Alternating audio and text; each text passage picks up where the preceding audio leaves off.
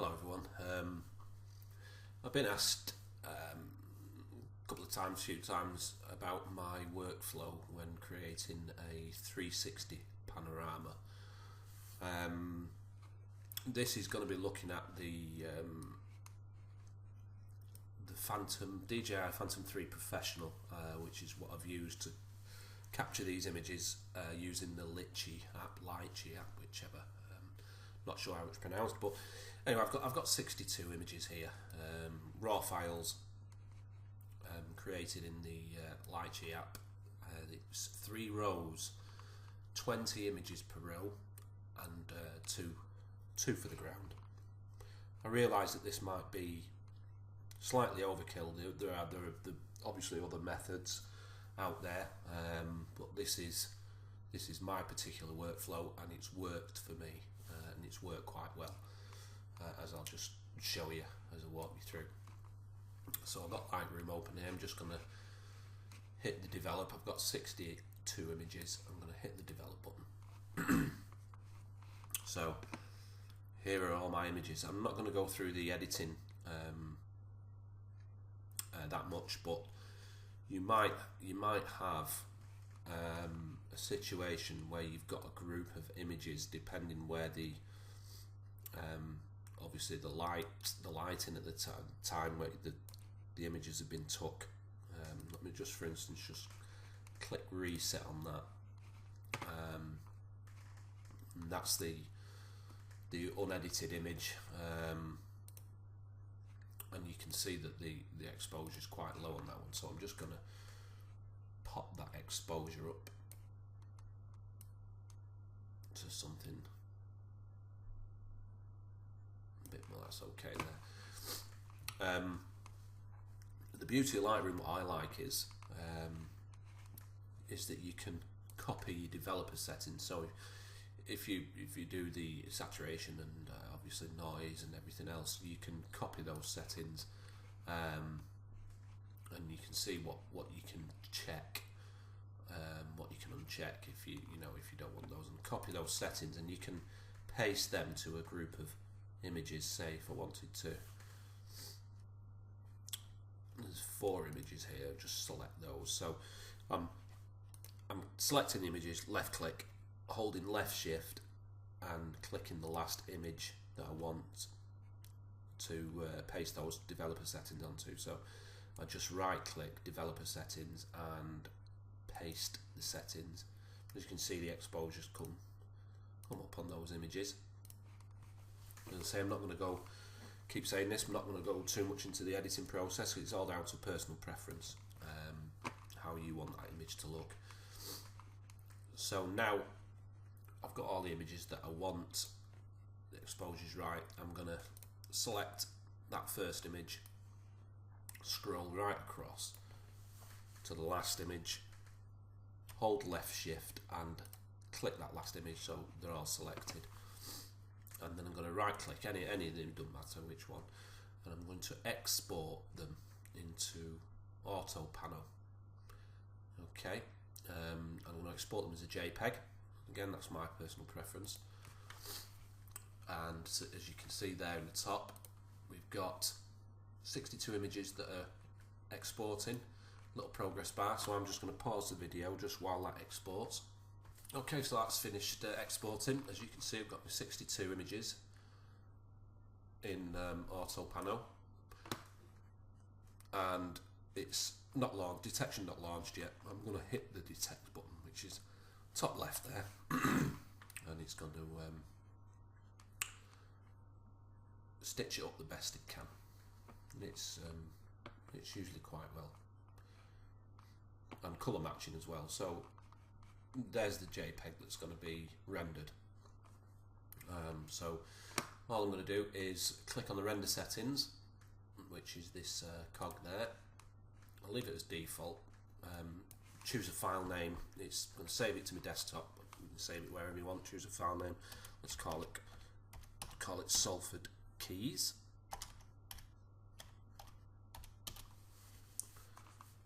And click render. As you can see now, it's in progress. The batch render is in progress, so I'm just going to pause it while it does that.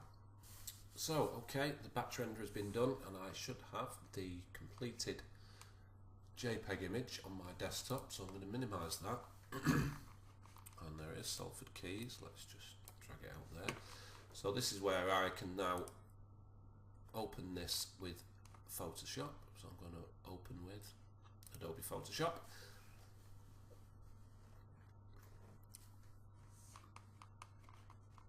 Right. That one was what? I did it, so just close that. Right, so here's the completed, stitched, rendered JPEG from Panorama. I'm just going to zoom in and just check the horizon and just for any misalignments or anything like that, but it's usually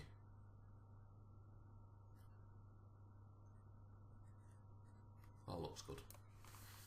Okay. So the next stage is basically for you want to upload this panorama to Facebook or a hosting site, which I'll show you later. It needs to be on a canvas with a 2:1 ratio, so it'll recognise the 360. So I'm just going to click on File and New and create a canvas. And for this one, I'm going to be using 6,000 pixels by 3,000 pixels. Keep the resolution as at 300. So I'm just going to click Create, and there's the canvas what I'm going to drop my panorama onto. So let's just drag that out of the way there. Select my drag tool and pop that onto my canvas. You see it's oversized, so we need to shrink that down. So I'm going to press Control and T. I'm using a PC version, by the way, so you probably noticed anyway, but if you don't already know this, to keep everything in perspective, in the right proportion, if I hold left shift and start dragging that image, it keeps it all in proportion, doesn't alter the image at all. So I'm going to get it down to the correct size, nearly there. So I'll just get the bottom corners there lined up. It has to be perfectly lined up with the canvas, otherwise you're going to get some nasty seaming down the centre of your panorama. So again, I'm just going to.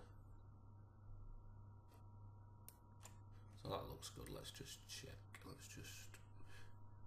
We've got the purple lines there. Yep, all looks good. So I'm just going to press return. So that JPEG is now placed on your canvas. As you can see at the bottom here, I've got some the black area of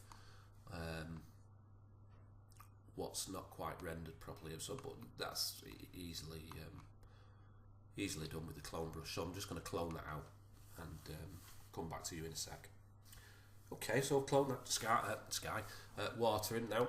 It's only a quick rough job. Nothing spectacular. It's all just basically showing you the process. And now we've got this all this white expanse area there where we've got to somehow fill in. So let's just get rid of that. This is where my false skies come in. I've got a selection of skies, which I downloaded. It was off a YouTube video, similar sort of tutorials I'm doing now. We've got several folders all with different sky sets in, so I'm just going to go and quickly look. That one looks okay there. We'll open that. You see the colours match pretty well. So I'm going to move that to one side. This is where I need two screens, and I'm going to drag that sky over. Again, it's oversized for the canvas, so it's Control and T and drag.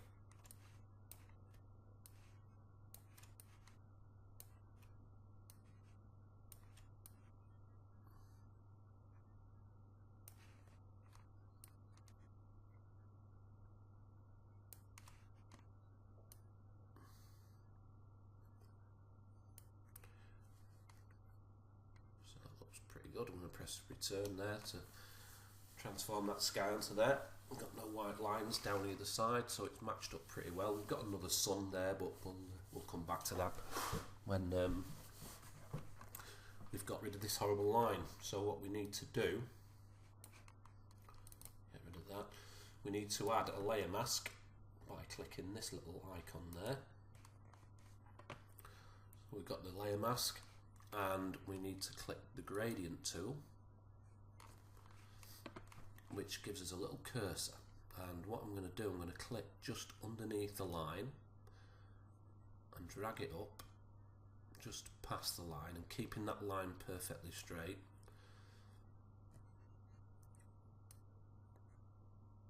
So just this is trial and error.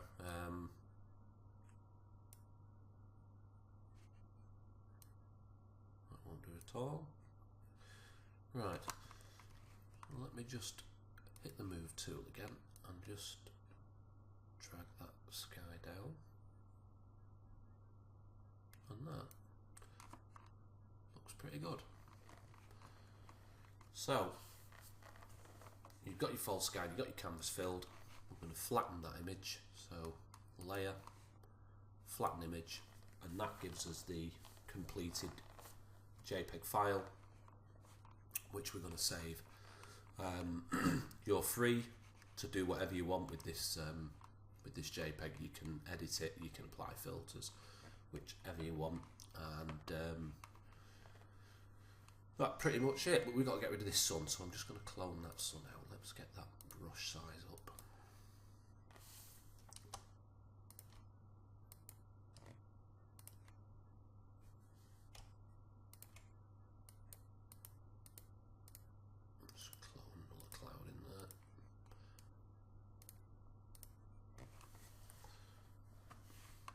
Pretty much the sun gone now. Get rid of that brightness out. Right. As I say, it's quite late on in the evening. You can see the sun setting, so you can select. I use the knit collection. Color Effects Pro.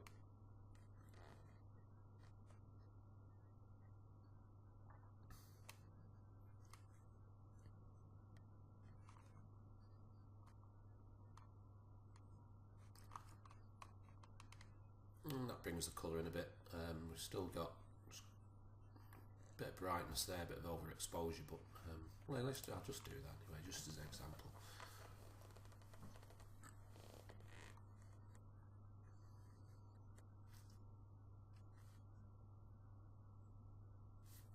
Okay,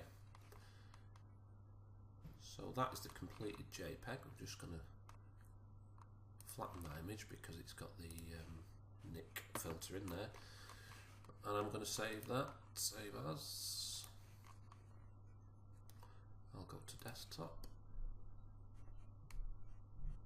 and I'll just overwrite that one.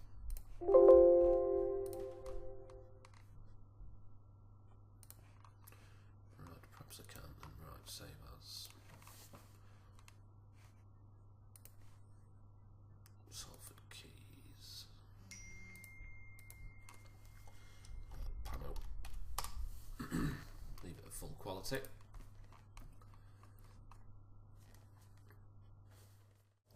Okay, so we've got our completed panorama image, completed JPEG ready to upload, but there's just one more step that you need to do before you upload it to any hosting site, Facebook, etc, or and that is to inject metadata into the picture. So the internet recognises it as a panorama, basically. It's a 360 virtual panorama. So I use EXIF tool GUI, which is available on the internet. Easy to install, and I'm just going to double click that, and I'm going to find my image, and that's all the information. Now you have to load a workspace definition file. and that comes with the tool, and it's called the G Pano. So I'm just going to open that, and that's going to transfer that onto your picture. And usually, I've already done this picture. Sorry,